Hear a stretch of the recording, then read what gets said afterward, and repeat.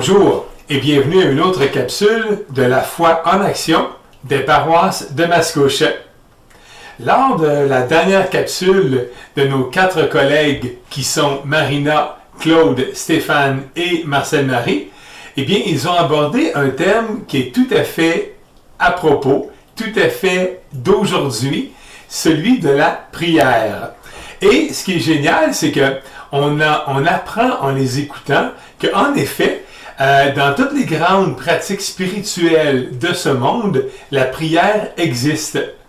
On apprend en les écoutant, Marcel, Marie, Stéphane, Claude et Marina, que prier, ben, c'est la chose la plus naturelle du monde.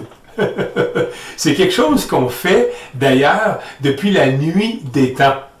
Rappelons-nous les histoires qu'on a apprises sur les hommes des cavernes, quand il y avait quelque chose qu'ils ne comprenaient pas, un phénomène naturel, des bruits, ou la nuit, ou une éclipse, ou l'arrivée de quantités astronomiques d'insectes.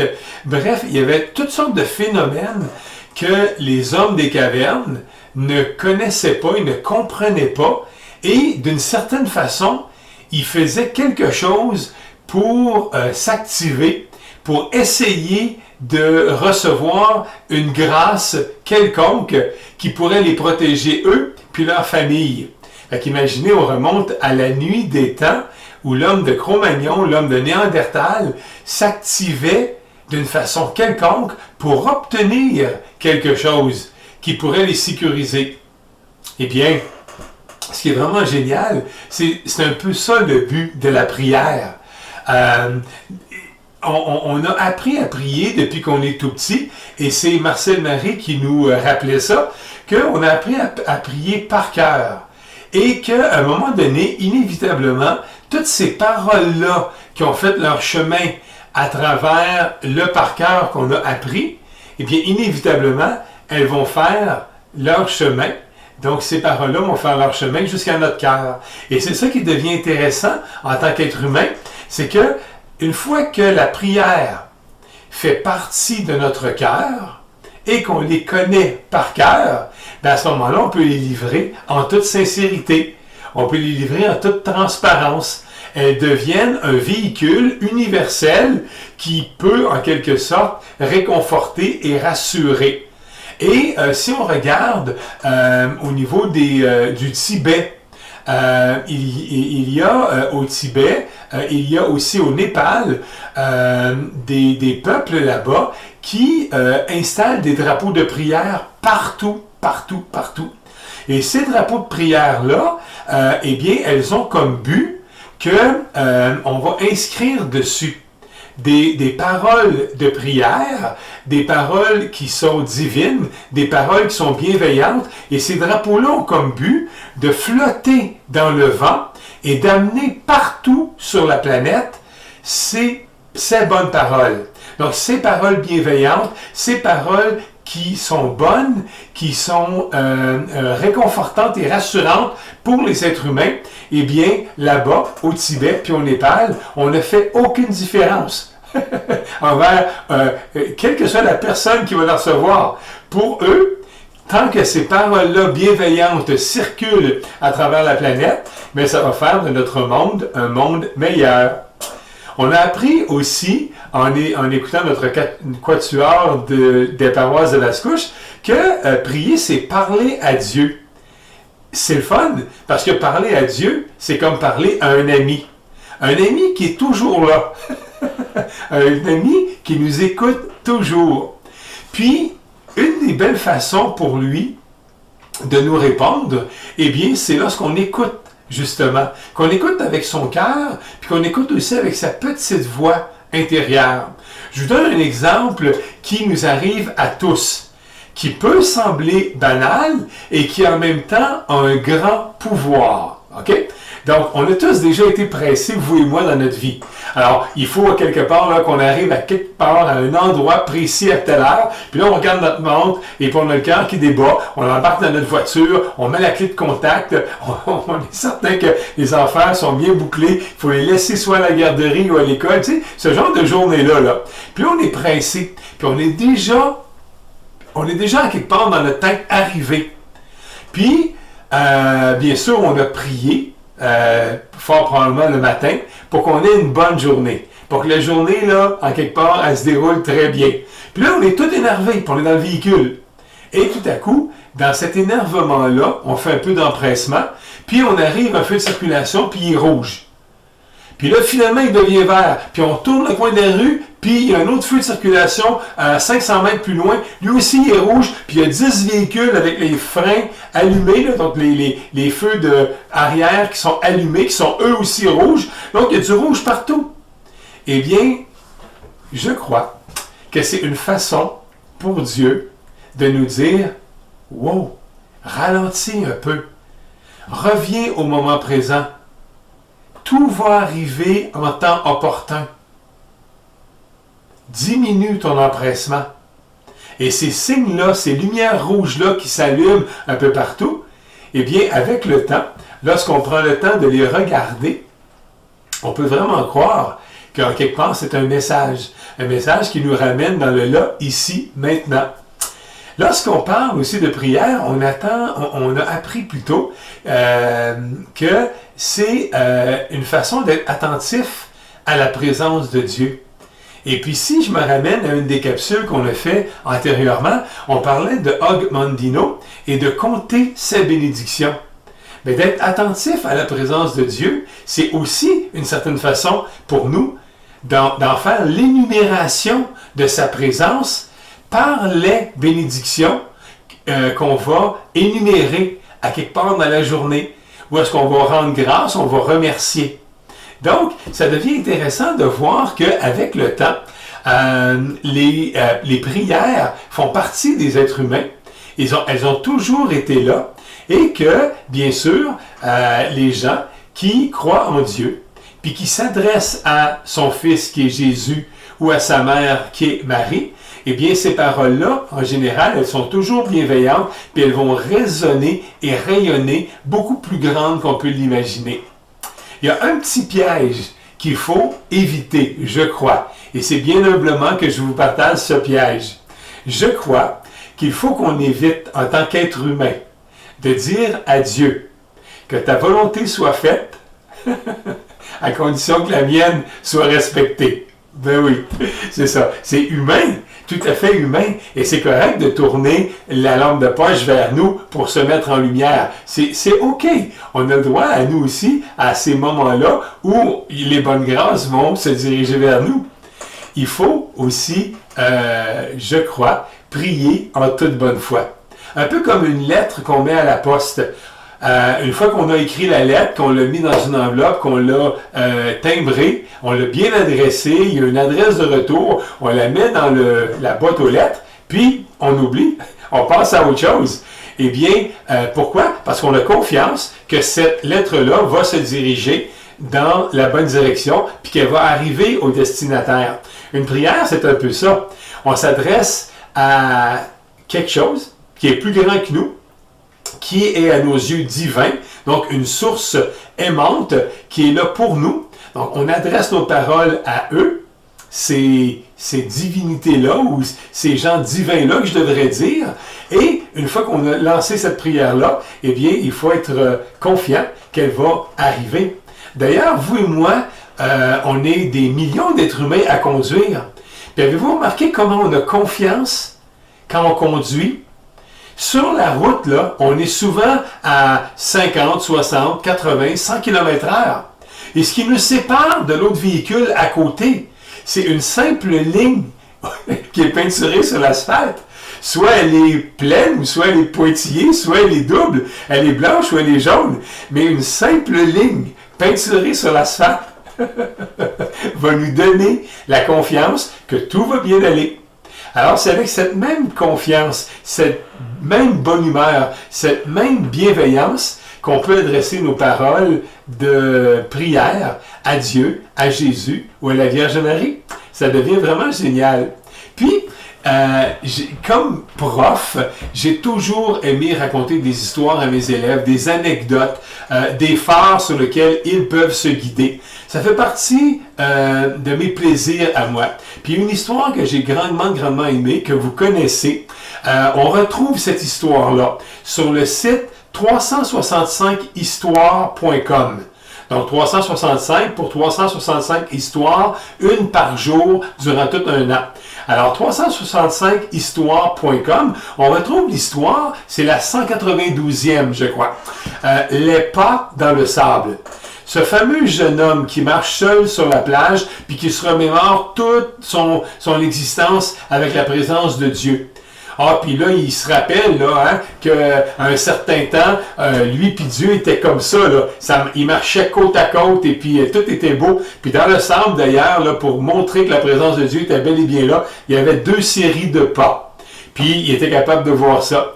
Puis le monsieur, à un moment donné, il raconte, parce que là, il parle à Dieu, lui, là, il parle comme un ami, là, à un vrai livre ouvert. Puis il lui raconte que un jour, Dieu l'a laissé tomber. Dieu l'a abandonné. Puis à ce moment-là, lui, il avait remarqué que sur la plage, il n'y avait plus qu'une seule trace de pas. Dieu l'avait laissé seul. Puis à un moment donné, ce qui est vraiment cool dans cette histoire-là, c'est que Dieu lui répond que la journée où le jeune homme a remarqué qu'il y avait seulement une seule trace de pas sur le sable, c'est que Dieu le portait. Alors, il y avait toute une perception à changer. Il y avait une perception qui était assez erronée.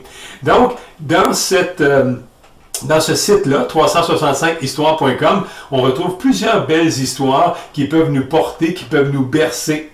Une des choses que j'ai remarqué aussi, c'est qu'on a parlé de chapelet pendant la capsule de la prière des paroisses de Mascouche. Donc, le chapelet, pour moi, si je le regarde, c'est une forme de symbole, certainement. On sait qu'il y a toutes sortes de chapelets de prière dans plusieurs religions différentes, hein? Et puis on le porte ou on le transporte de différentes façons. Mais un chapelet aussi, c'est une forme de mandala. Quand on le regarde, là, et puis qu'on se met à prier avec les petites billes entre nos doigts, et qu'on y porte attention, qu'on le manipule, eh bien, notre concentration, ça devient pratiquement une méditation. Puis le mandala nous amène ça, nous amène cet état de grâce-là, où est-ce que pendant qu'on va colorier le mandala, eh bien, on va s'intérioriser, on va se rapprocher de nous-mêmes, on va se calmer à l'intérieur de nous. Puis on parlait justement que la prière était quelque chose qui pouvait amener une certaine paix intérieure, un certain calme, une certaine emprise sur soi, ou pas une emprise, mais plutôt reprendre le contrôle de soi. Eh bien, pour moi, le chapelet est une forme de mandala qui nous sert à nous concentrer. J'aime aussi la partie méditation, bien sûr, avec le chapelet, qui me rappelle que souvent, en méditation, on va allumer une bougie. Puis on a vu que la lumière d'une seule bougie peut éclairer toute une pièce extrêmement noire. Donc la lumière est toujours plus grande que la noirceur. Et si on associe la prière avec un moment méditatif et qu'on allume en plus une bougie et qu'on y porte notre attention, eh bien c'est impressionnant comment est-ce qu'on peut s'intérioriser et se recentrer sur soi et ressentir à ce moment-là tout ce qu'il y a de génial autour de nous, toutes les choses pour lesquelles on peut être reconnaissant. Alors, ça devient tout un outil, la prière. Puis ce qui est le fun, c'est qu'on peut prier n'importe où. On peut prier dans n'importe quelle circonstance. Lorsqu'il y a quelque chose qui va moins bien, lorsqu'il y a quelque chose qui va même très bien. Dans les deux cas, on peut faire une prière pour dire merci ou pour demander une grâce. Et à ce moment-là, eh bien, on s'adresse à plus grand que soi. J'aime vous présenter toujours, en terminant mes capsules, des références. Alors, je vous donne un livre que j'ai prêté dernièrement à un ami qui m'est cher. Donc, j'ai pas le livre à vous montrer à l'écran. Mais le livre a été écrit par Joe Vitale et il s'appelle « Zéro limite ». À l'intérieur de ce livre-là, qui est un tout petit livre, qui se lit très facilement, eh bien, Joe Vitale, l'auteur, vous raconte l'histoire qui est un fait vécu qui se passe à Hawaï, le docteur Hu Len, qui est un vieux sage de la région d'Hawaï, et il nous parle justement de quelques paroles qu'on peut utiliser lorsque on veut demander pardon, lorsqu'on veut souhaiter le bien à quelqu'un, lorsqu'on veut mettre en lumière un projet qui nous est cher, eh bien ce petit livre-là m'a apporté beaucoup. Dans les films, maintenant, que j'aime vous partager aussi, il y a deux séries de films qui sont accessibles, soit par YouTube, où c'est gratuit, et aussi soit par les postes payants comme Netflix ou bien Pureflix. Dans les deux cas, eh bien, le Faith House Pictures et puis Affirm Movies. Donc, j'espère qu'on le voit bien à l'écran. Donc, Faith House Pictures et puis Affirm Movies qui ont été créés par les frères Hendricks. C'est une série de films qui ont tous un lien en quelque part avec la foi, avec la prière, avec la bienveillance, avec la bonté, avec la foi. Et au fil des années, j'ai eu le privilège de regarder certains de ces films et je trouve que certains sont vraiment très bien montés et qui peuvent nous servir de phare sur lequel on peut se guider. Je vous donne, entre autres, celui-ci qui s'appelle, bougez pas, je vais l'enlever de la lumière, là, voilà, comme ça, bougez pas, de même, ça a l'air mieux. Excusez, comme ça. Alors, il s'appelle War Room. Donc, c'est un drôle de titre et c'est un film qui est bien sûr en français et en anglais. Et ce film, il est merveilleusement bien monté. Il a un lien direct avec la prière et l'actrice qui joue le rôle de la grand-maman, elle est tout à fait suave. Dans le film Courageous, donc celui-là, je vais vous le présenter de ce côté-ci, comme ça, voilà de même. Donc Courageous, lui aussi en français et en anglais. À l'intérieur, on retrouve un engagement de certains hommes qui décident qu'une fois pour toutes, ils vont s'engager à devenir la meilleure version d'eux-mêmes. Je trouve ce film très inspirant. Toujours dans la série des films Affirm Movies des frères Hendricks, on retrouve celui-ci qui s'appelle Fireproof. Donc, c'est l'histoire d'un couple. Le couple, comme ça arrive parfois dans la vie, il peut battre de l'aile et le monsieur, là-dedans, décide de tout tenter pour essayer, justement, de consolider ce couple qui bat de l'aile. Encore une fois, fait par les frères Hendricks. Et je termine en vous présentant un des films qui, pour moi, comme gars, m'a énormément touché. C'est un fait vécu. Il se passe dans les années 70 et c'est le film Woodlawn. Alors, c'est un film de football. C'est bien sûr des faits réels. C'est l'histoire d'un jeune footballeur qui s'appelle Tony et où la foi, la prière ont fait une différence importante. Alors, c'était mes humbles recommandations pour les gens qui veulent se faire inspirer, qui veulent en quelque part recevoir certaines doses d'amour et de motivation.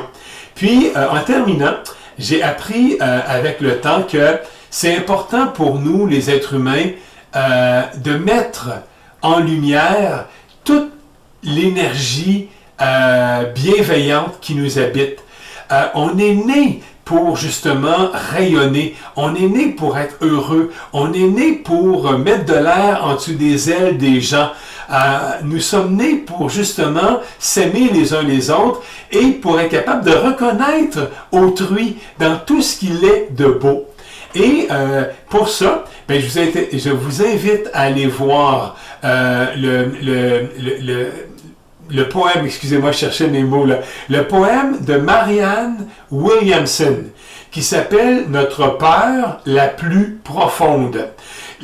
Cet extrait-là de Notre peur la plus profonde, on la retrouve dans le film, c'est un autre fait vécu, Coach Carter, une histoire de basketball et où, à un moment donné, à travers tout ce que le coach a partagé à ses joueurs, qui pour la plupart viennent de milieux très défavorisés, très durs, et bien à un moment donné, il y a un de ces jeunes qui a tout compris et qui nous présente d'une très belle façon le poème de Marianne Williamson, Notre peur la plus profonde, qui nous invite à briller, à rayonner et à faire en sorte à tous les jours d'illuminer la vie de quelqu'un et la nôtre en premier, parce que c'est le fun, en quelque part. Hein? Cette lumière-là fait le plus grand bien à tout le monde. Donc, je vous rappelle que ça va bien aller. On y arrive, un pas à la fois. Cette pandémie va éventuellement faire partie de notre histoire, à tout jamais, certainement, et les retrouvailles vont être drôlement bonnes. D'ici ce temps-là, continuez à prendre un grand soin de vous. Rappelez-vous que Namasté signifie « Je vois le divin en vous ». Alors continuez vous aussi à rayonner. Offrez vos prières régulièrement aux gens qui vous sont importants, à toute cette humanité qui vit, soit dit en passant, sur le même vaisseau spatial que nous tous et qui s'appelle la Terre. Cette planète sur laquelle on vit, eh bien, prenons-en un grand soin, tout comme on prend soin de nous et des gens qu'on aime. Alors, merci, à une prochaine fois, et à toute l'équipe de la paroisse, ou plutôt des paroisses de Mascouche. Alors, Stéphane, Claude, Marina et Marcel-Marie, poursuivez l'excellence de votre travail. C'est un plaisir pour moi de collaborer avec vous. À très bientôt, je l'espère. Au revoir.